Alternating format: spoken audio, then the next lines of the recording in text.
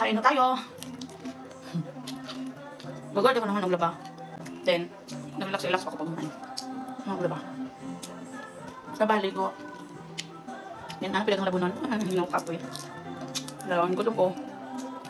So, kaan ko. Nga ito.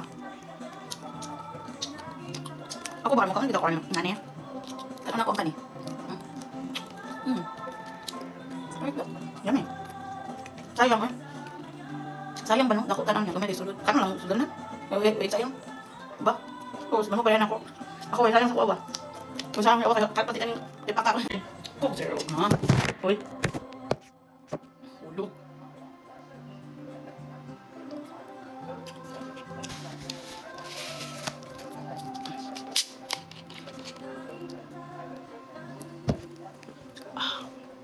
Sabi kami ng kukumot-kumotokan. So, chicken. Chicken. Dalawa. Baka. Sayang. Sarap. Gabi bakit? Andun ka ng bunta ko. Lipong rin ako kay gabi ba? Abi na ko. Mo di pagdungo na ako ba? Nagkuha ka tong brush na di ba taas ka ng brush sa bawal lang account ko. Limpyo sa bawal. Nagkaon ko ba? Ano kan ba nagpag-brush na ako ba kay? Man ako himasa ba? Then ako din gi brush ng bawal. Alam mo di pag-anan ako ba? Wala na lipong lagi ko. Anak ba lipong ko? Tay. Nalipong lagi ko kuno sa ko. Ano nangyari sa akin tata? Nangyari sa akin bakit ako nahihilo ano? Patay gyapon ko ano gyapon ko na. Pagkatapos hindi tumigil yung hilo ko. Parang matutumba ako. Parang matutumba. Wala, this is not good anymore. Charot. Sabi ko sa sarili ko ba na hindi na to tama para sa akin. Parang gusto ko na manghingi ng tulong din. Anong nangyari sa akin? Nahihilo talaga ako. Tapos ayaw talagang tumigil. Tapos tumingin ako sa closet. Sa closet yung mga hinanger. Tagalog. Yung mga hinanger ko. Hala, yung pagtingin ko, gumaganong-ganon siya. Oh my God, this is linog pala. This is earthquake pala. Ito, ako yung nahihilo. So pumunta, hinayaan ko yung bowl. Nandun pa rin yung brush. Pumunta ako sa sala. Kasi nakahubad ako eh. Tapos pumunta ako sa, hindi, yung una, kinuha ko yung towel. Tumakbo ako, kumuha ako ng towel, tapos kumuha ako ng short. Dali kong sinuot, tapos pumunta ako, at tinignan ko yung mga gamit sa sala. Wala, gumagano talaga, ang tagal, huminto ng yung lindol na yun. Bigla ko naalala noon noon yung last 2013, October yun, di ba? September ngayon, October na. October 15, yung nanganak ako sa kambal kong anak.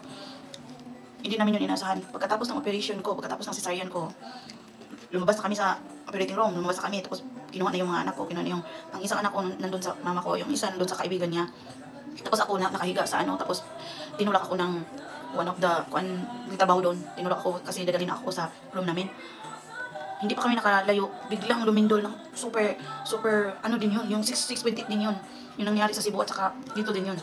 Yung October 15, hindi ko nakalimutan yun. Tapos, ang ginawa ko kasi hindi ako makagalaw. Yung mata ko lang tumingin sa mama ko at saka yung kaibigan niya. Sabi ko, ano na kayo? Lumabas kayo. Sabi ko, lumabas na kayo. Tapos yung mama ko nagdalawang isip pa, yung kaibigan ko nabuntis siya yung nagdala ng mga thermos, mga unan, mga habon, yung gamit ko kasi papunta na kami sa room. Oh my God, nagpapanik talaga sila. Tapos ako wala akong magawa doon kasi hindi ako makagalaw. Pero ang pagpasalamat din ako kasi hindi ako pinabayaan ng sa akin, nagtulak sa akin. Hindi niya ako pinabayaan, hinawakan niya yung bed ko. Di ba may wheels yun? Hinawakan niya, tapos sabi ko sa mama ko, lumabas kayo kasi gusto kong safe yung anak ko. Tapos lumabas silang tatlo. Yung kaibigan ng mama ko naghahawak din sa isang anak ko kasi kambal na, di ba? Tapos yung isang kaibigan ko nagdala ng mga gamit ko. Nagpapanik talaga kasi super lakas. Tapos malapit pa kami sa dagat din. Yun pa ang sinasabi nila. Maraming aftershock yun, may mga ano pa, mga shaking pa after that. Kasi nahihilo talaga ako dun sa room namin. Kaya naalala ko ngayon ang nangyari noon last 2013. It's almost 12 years ago na bumalik yung lindol.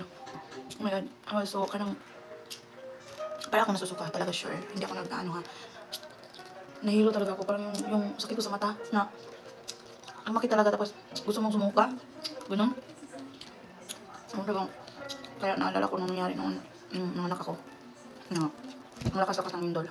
Tapos ang very sad pa, daming namatay sa Cebu.